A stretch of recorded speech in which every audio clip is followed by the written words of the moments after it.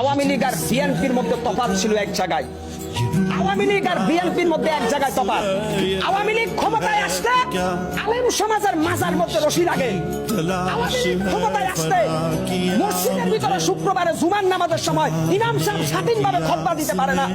আওয়ামী লীগ ক্ষমতায় আসলে বাংলাদেশের বিভিন্ন তাফসীরুল কোরআন মাহফিলে আলেমরা কোরআনের কথা বলতে পারে না। আর বিএনপি ক্ষমতায় আসলে জাতীয় সংসদে কোরআনের আয়াত থেকে কথা বলে। বিএনপি ক্ষমতায় আসলে বাংলাদেশের প্রত্যেকটা জেলায় মানুষ কোরআনের পক্ষে সোচ্চার কণ্ঠে কথা বলতে পারে। বিএনপি ক্ষমতায় আসলে এদেশের কোনো আলেমকে জেলখানায় যেতে হয় না। বিএনপি ক্ষমতায় আসলে এদেশের রাম বাম নাস্তিকরা কোরআনের বিরুদ্ধে কটূক্তি করার সাহস পায় না। বিএনপি ক্ষমতা আসলে বিশ্বনবীকে অপমান করার সাহস এই মুসলমানের দেশে কেউ দেখাইতে পারে না। কেন আজকে বিএনপির নামে প্রপাগান্ডা?